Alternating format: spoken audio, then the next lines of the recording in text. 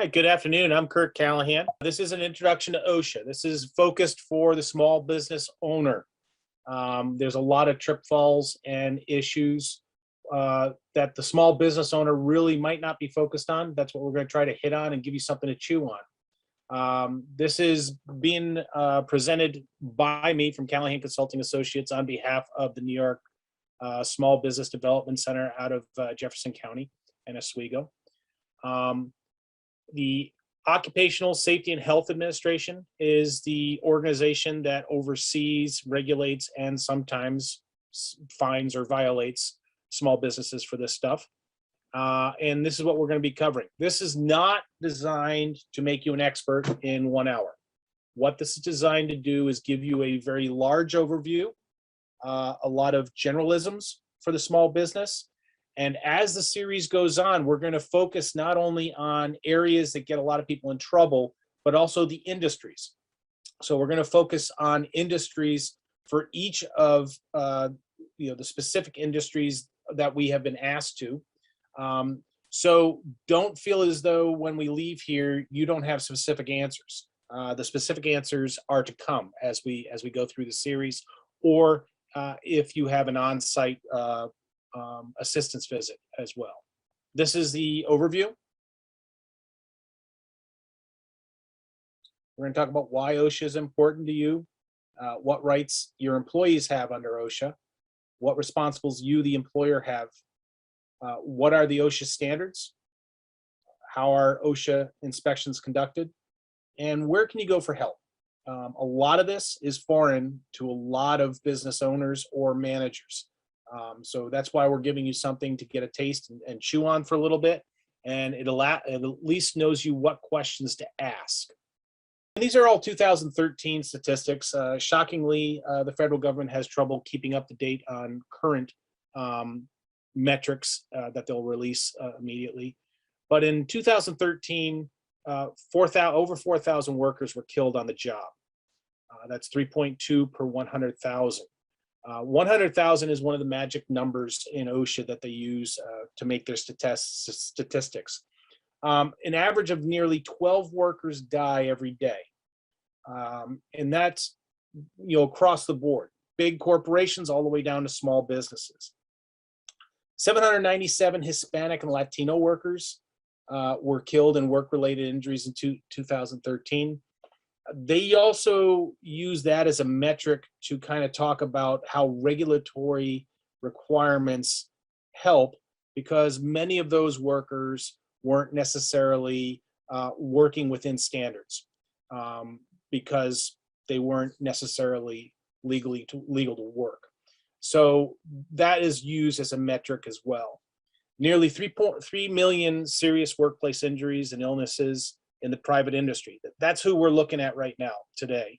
And of those, every small business, the average small business can't afford to lose one worker, two workers, especially for a long-term period.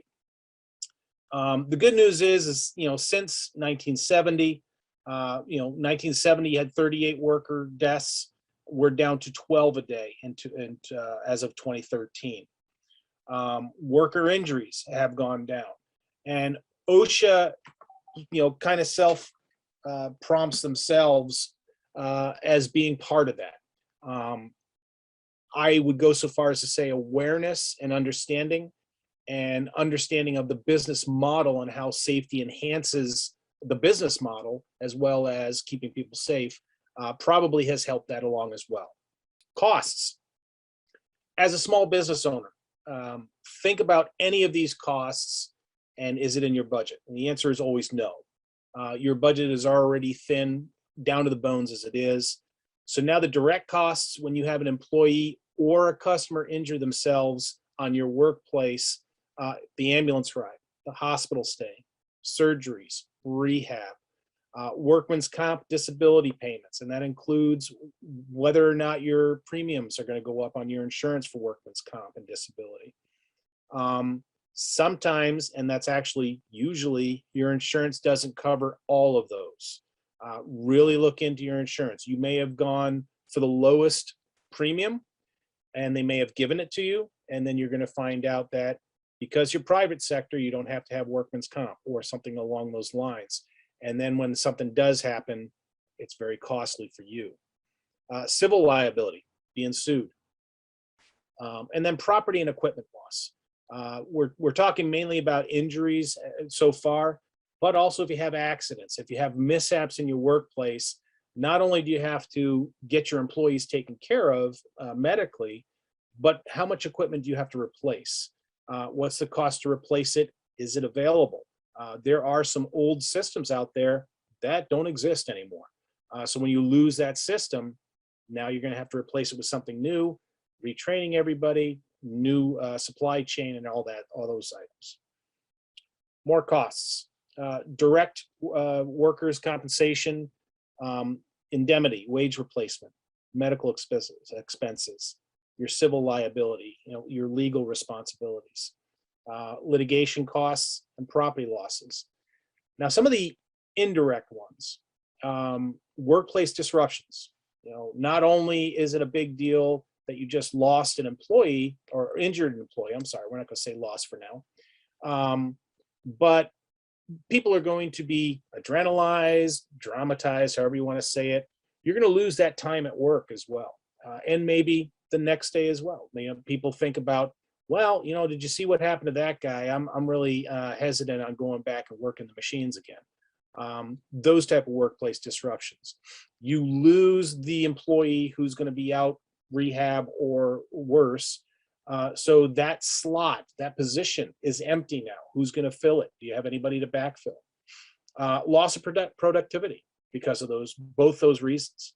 Reduced morale. How you react to taking care of your employees or facilitating to avoid incidents directly affects morale.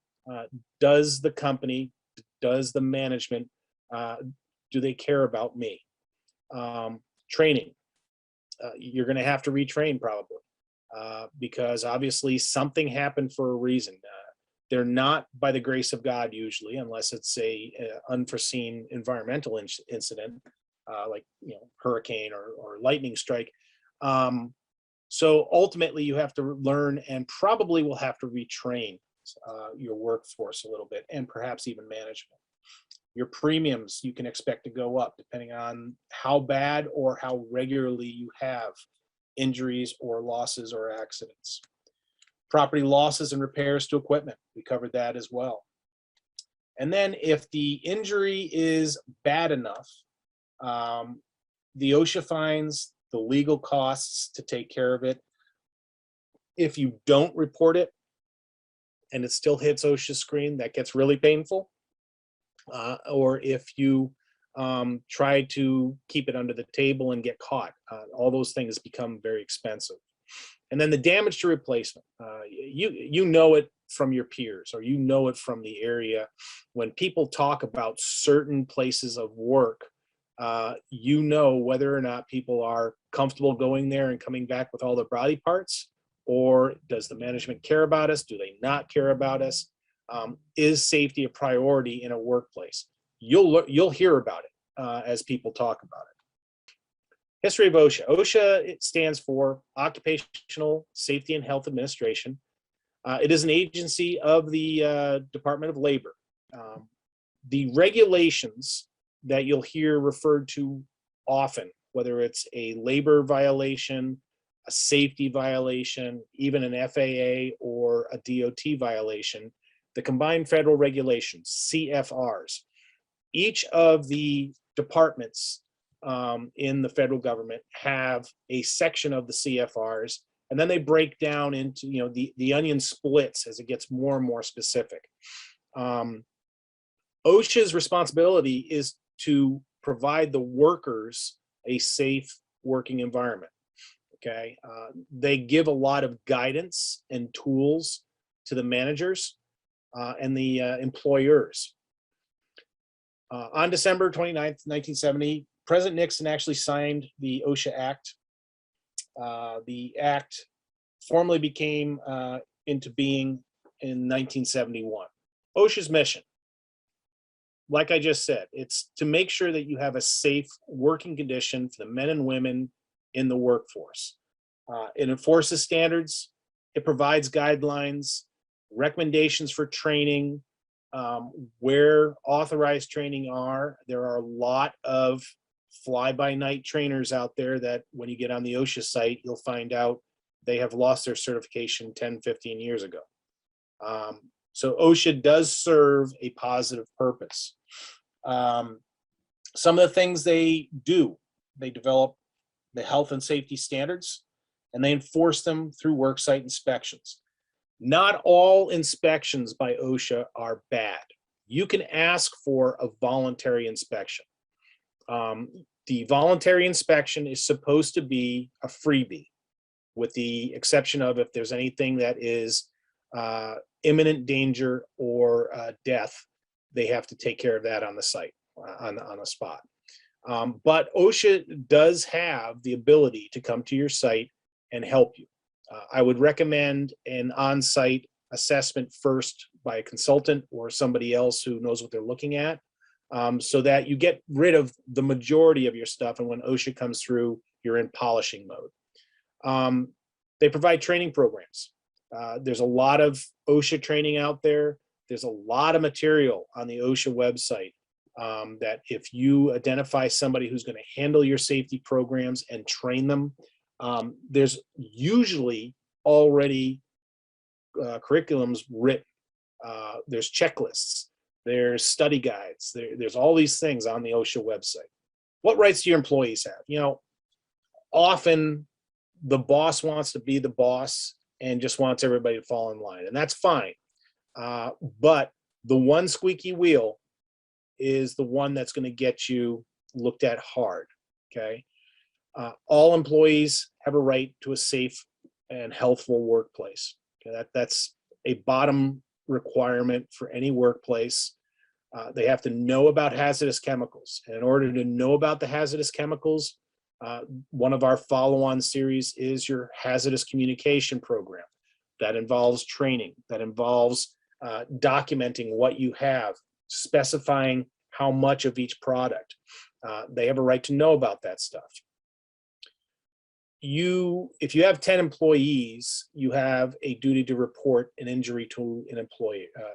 I'm sorry, let me rephrase. Employees have the right to report an injury.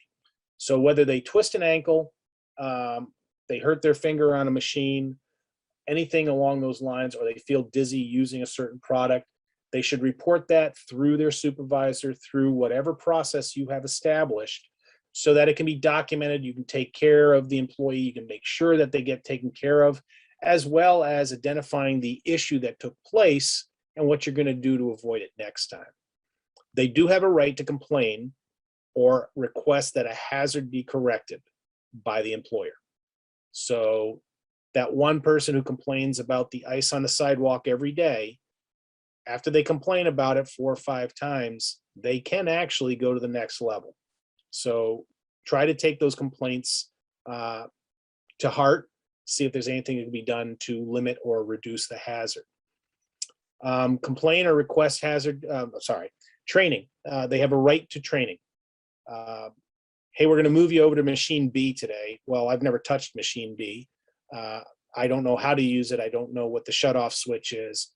We are required as employers to make sure that the employees are trained in every device that we expect them to use and in every environment or chemical that we expect them to use, along with the personal protective equipment, PPE. They have a right to request and see hazard exposure and medical records. So from the past, have any other employees been exposed and treated medically? Taking the personal data out of it, they have the right to know that employee 5 was brought to the hospital, treated for 3 days for respiratory issues from chemical A. They have a right to file a complaint with OSHA.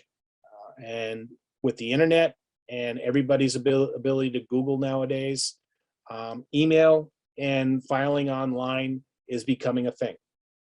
So making sure that your employees understand that you're trying to fix everything, that you're trying to address their concerns becomes very important. because that squeaky, disgruntled person can, during break time, jump on their iPhone and file an OSHA complaint against the company, and then you get people visiting. Employees have the right to participate in an OSHA inspection.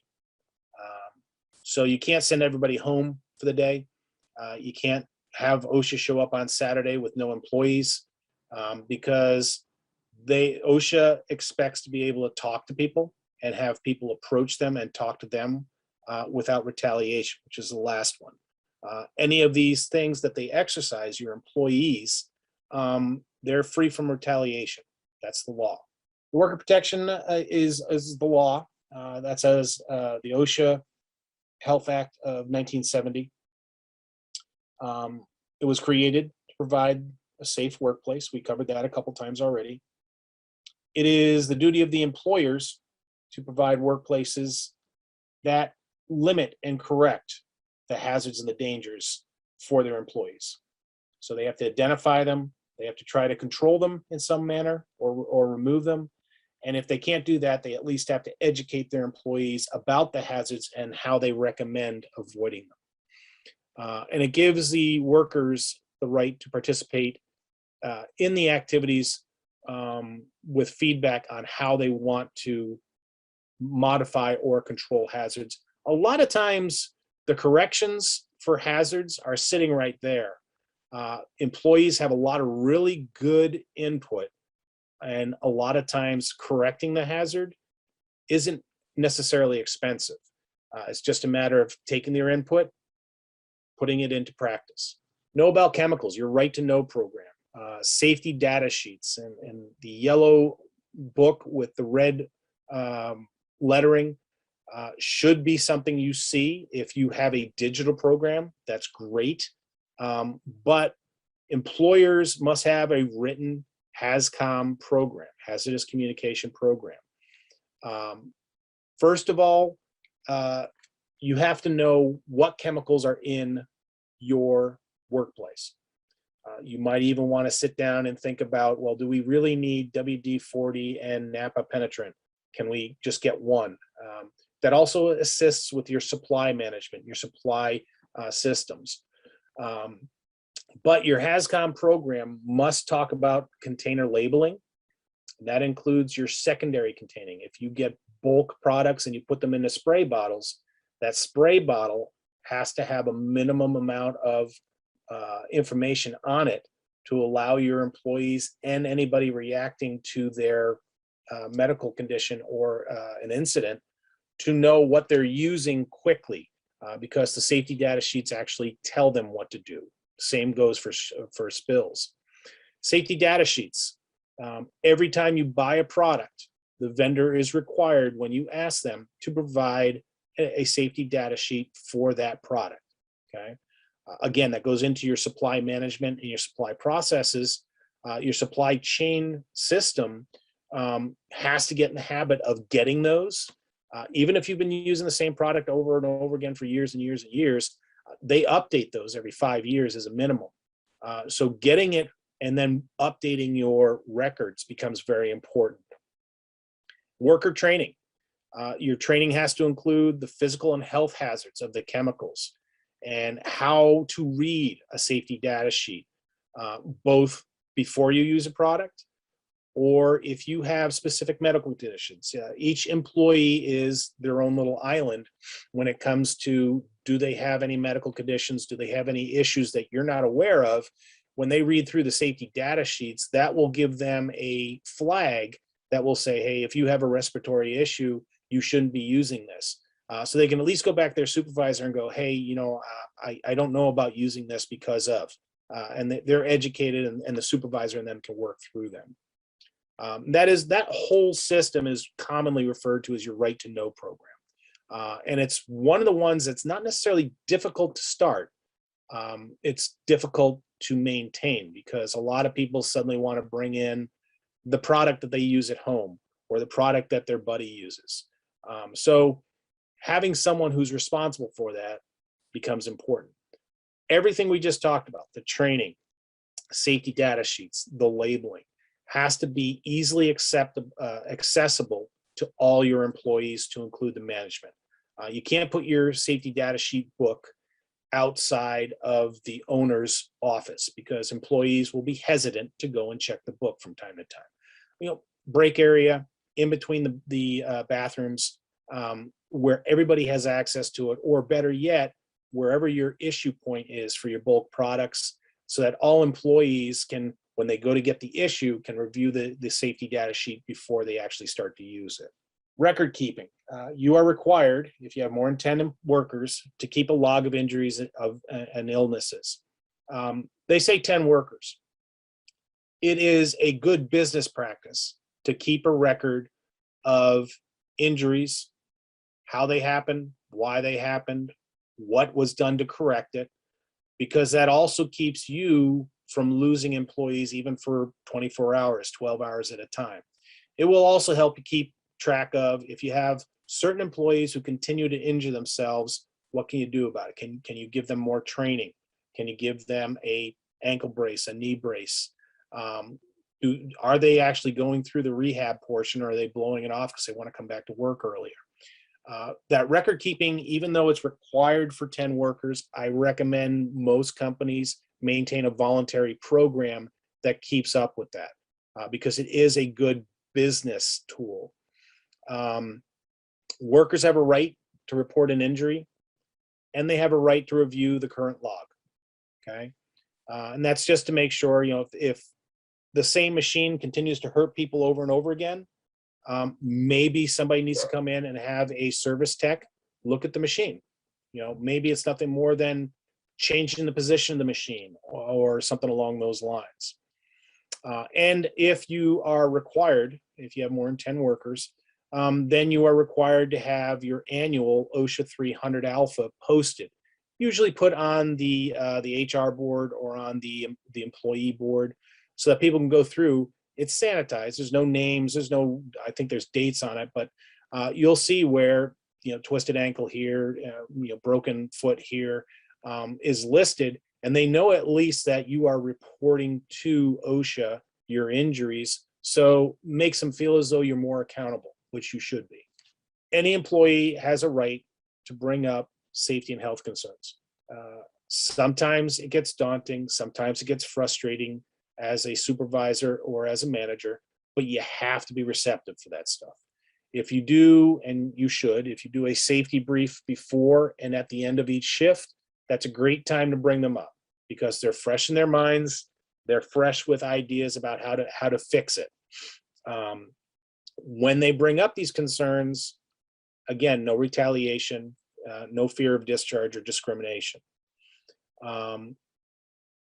OSHA protects them for that. So you got to be really careful on that one squeaky wheel who's always complaining, because it's very easy to get frustrated and finally tell them, look, I don't want to hear any more out of you. Well, once you do that, that same squeaky wheel probably knows the OSHA regs better than you do, and they're going to hit send on the email. So try to be receptive. Can you have a box with recommendations and concerns? Sure. It's a really good practice to have a safety person designated and have your employees know the best way to fix this is to go to that safety person. Training.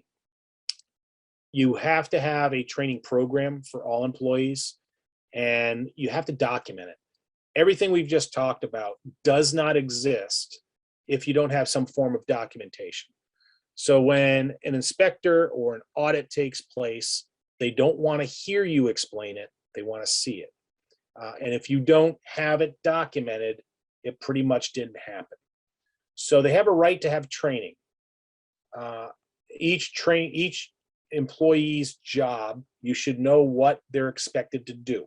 It can go from everything as rudimentary as time card keeping, how to file vacation and sick time, those type of things. Although we probably forget about them all the time, they cause a lot of disputes and complaints all the time. And no, that's not safety, that's Department of Labor. But when you get into the workplace, if they use equipment, if they use chemicals, you have to document the certification program for them to use the equipment. Even if the guy or gal shows up and they have a commercial driver's license, that is something the federal government and New York State gave them because they went through the initial qualifications. You as a company are required to verify that they didn't just slip through the cracks or pay somebody for that license. Take them out, let them back up the truck, let them drive in the city, blah, blah, blah. And make sure you document that by one of your certified trainers. HazCom, we just talked about it, very important. And that's one of those annual ones that you probably ought to do every year. This is how you read an SDS. These are the sections that apply to everybody. These are the chemicals we're using. This is our authorized list for the workshop.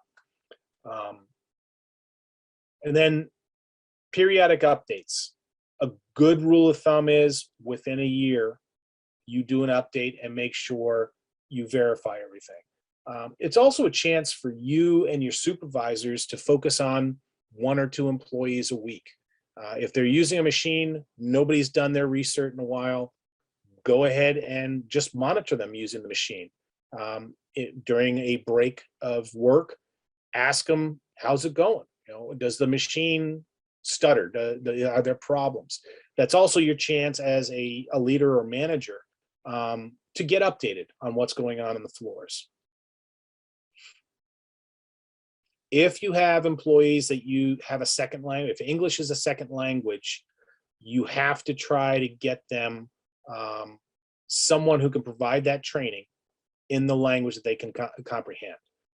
You need to take that as a consideration.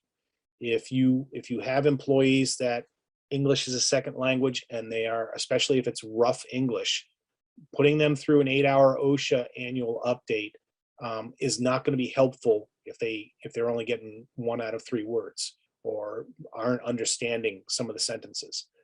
It has to be viable training that they can understand. The general the CFR, I mentioned CFR before, 1910 is the general industries portion. That applies to everybody who has a business. So the CFR is 1910, and then it splits into all sorts of different layers of the onion. But employees do have a right to examine and copy records. When it comes to toxic substances, in the past, were they exposed to silica? Were they exposed to asbestos? All the different biologics, like, when we kept our supply room downstairs in the basement, we had black mold. All those things, they have a right to request those records, and they're allowed to copy them. Workers have a right to file a confidential complaint with OSHA. They do not have to go through the employer. They don't have to go through their supervisor. So as you start a safety culture within your workplace, one of the best things to do is have them understand the easiest way for this company to keep going without any distractions is to make an issue known to your supervisor, make sure the supervisor gets it up through the chain of command, and we get it addressed and resolved, okay? But they may file with OSHA. They don't have to, they can request that their name not be revealed to the employer. If they file a complaint, they have a right to get an answer from OSHA as to what OSHA's recommended actions were, and they have a right to request a review if an inspection hasn't been done yet. Any employee or employee representative, usually if you're a union shop, that'll be your shop steward, can accompany the OSHA inspector. Workers can, any of your workers can talk to the inspector privately. They are not required to have a chaperone from the company. They may point out hazards, describe injuries, illnesses. They can speak freely with those OSHA inspectors. Workers can find out about the inspection results, what abatement measures were recommended, and they can object to the date set for violation to be corrected. All these things they have the ability to do. Going back to your culture, the more receptive you are, the more facilitating you are to the employees, the more they don't want to bring an outside person in. If you're taking action and you're fixing hazards as you go, the average employee isn't going to bother bringing in somebody from Albany or from Syracuse to dig through their company. Workers have a right for no retaliation. So just because someone you think filed an anonymous complaint doesn't mean you get to start cutting their hours or releasing them from work, or even, asking them about it. Hey, did you file a complaint? Even that can be the wrong answer. They have a right to having a safe and healthful workplace without fear of punishment. And the right is spelled out in the OSHA Act. And they have 30 days to contact OSHA if they feel they have been punished for exercising those rights. What responsibility do you, the employer, have? You have the requirement to provide a workplace free from recognized hazards and comply with OSHA standards. Very rarely will you have a workplace that's completely free of hazards, but those hazards have to be identified, and you have to make your employees aware of them with the required controls that you, the company, have put in place. That includes personal protective equipment, guarding, walls, those type of things. You are required to provide training. You're required to keep records of injuries and illnesses. Again, if you have more than 10 employees, but I highly encourage you that even if you just have a couple employees, at least keep a record, because it also helps you with your business models. Provide medical exams when required by OSHA standards.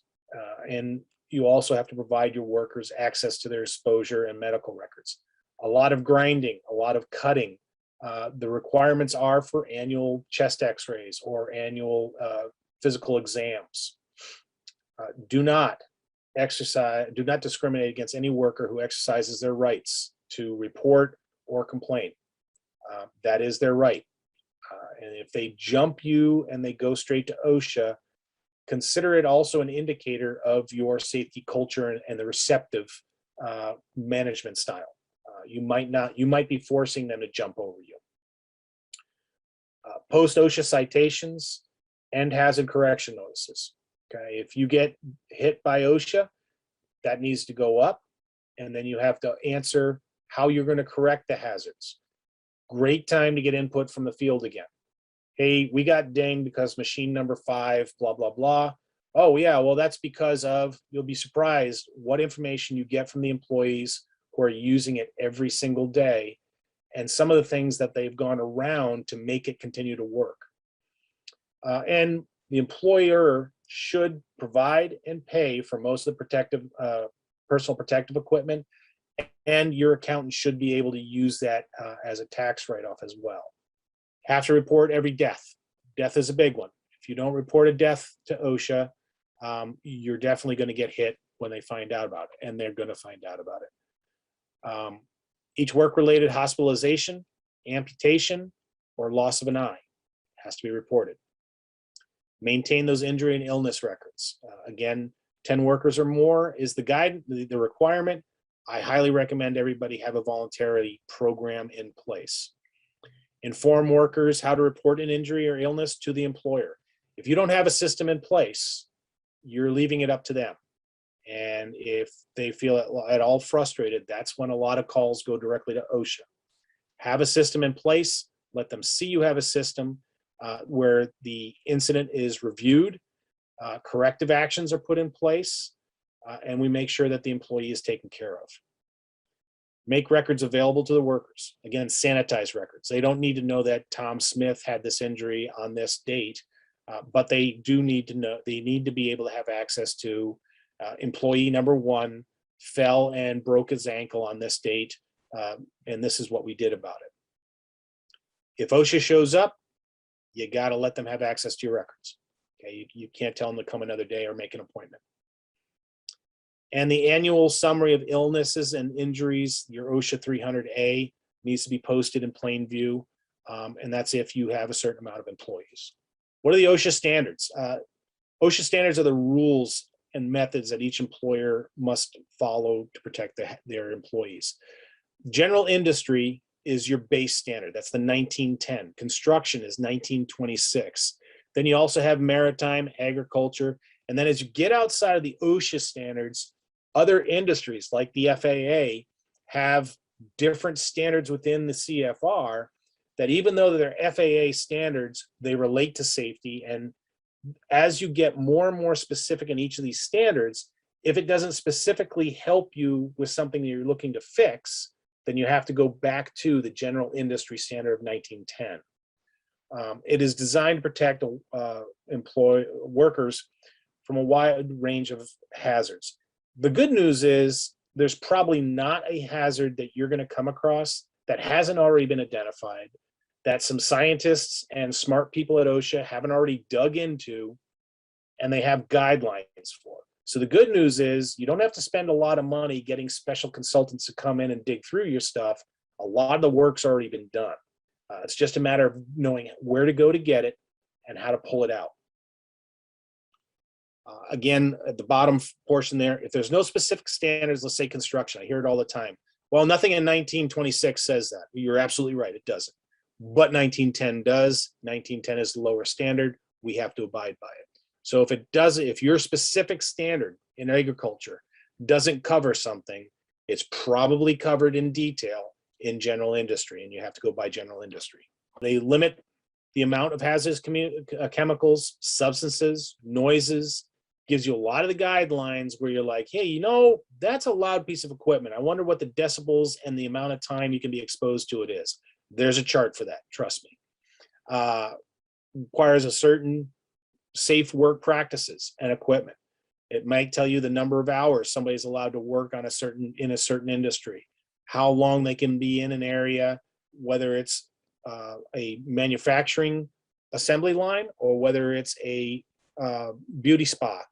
There's chemicals being used that you're only allowed to have a certain amount of time using, or you have to have a required ventilation going on. Require employees to monitor certain hazards and keep records of illnesses and injuries. Very important, employers. And you can go online and go to the OSHA site.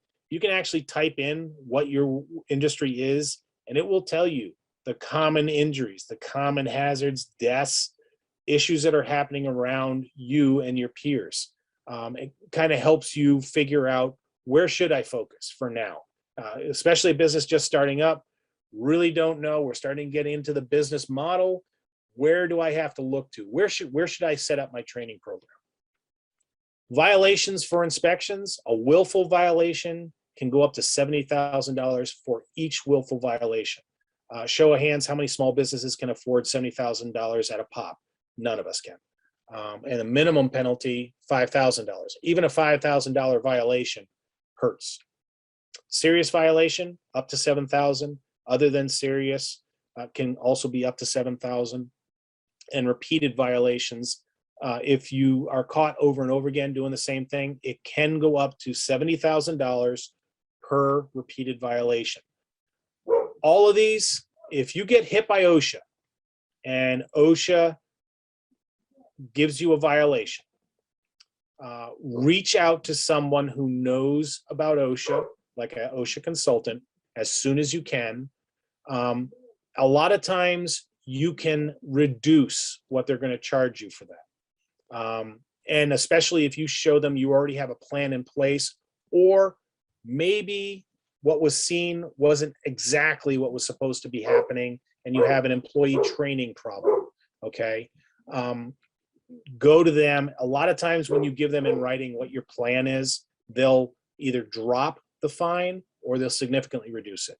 Sources within your workplace, your employer, your supervisors, co-workers, union representatives, all these folks can give you a lot of input about what's going on the work floor or in your work area. Where are the holes? Where are we having issues? A lot of times, at least having a monthly gathering of supervisors and some key employees, you can gain a lot of information on how to fix things relatively cheaply and very easily. Safety data sheets for each chemical, very important. They will tell you everything you need to know. We have a follow-on course during our hazardous communication that tells you those important areas of the safety data sheets. You'll be surprised everything they tell you about your products. Labels and warning signs, gotta have them. All your secondary containers have to be labeled. Warning signs are where you've already identified there's a hazard, but you can't remove it. Employee orientation manuals, training, and training materials. Having a documented program that all employees go through, regardless on how long they've worked within the industry. Your program is bringing them into your company. You're teaching them your processes. You got to have a good orientation program, a initial training and screening program, verifying that that CDL driver actually can back up a trailer, and making sure that they meet your standards and the way you do things. And then work tasks and procedure instructions, especially if you have a lot of different machines, a lot of specific machines, you should capture how you expect it to be operated before checks, during checks, after checks, servicing, your lockout, tagout procedures. All those tasks should be written down so that everybody gets the same training, everybody has access to the same processes, and they're there. That's the OSHA website. And as a small business, you can call your OSHA office and ask them questions or ask them for letters of clarification, especially if you have a specific industry.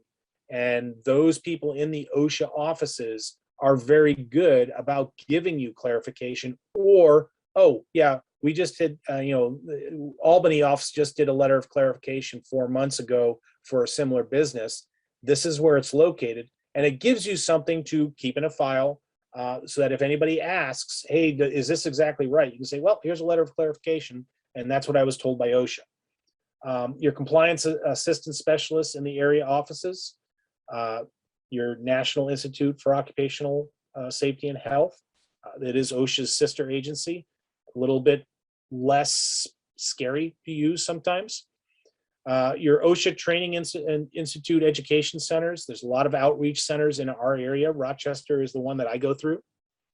Doctors, nurses, and healthcare providers, public libraries, and then other local community-based resources, exactly like the New York Small Business Development Center sitting right here at Jefferson JCC. All right, this is what we covered this lesson. The importance of OSHA, worker rights under OSHA, employer responsibilities, the OSHA standards, OSHA inspections, and safety and health resources, including how to file. This is my information, Callahan Consulting Associates, LLC. I'm working closely with the Watertown Oswego SBDC. So if there's something I can do to assist you, I'm here for you.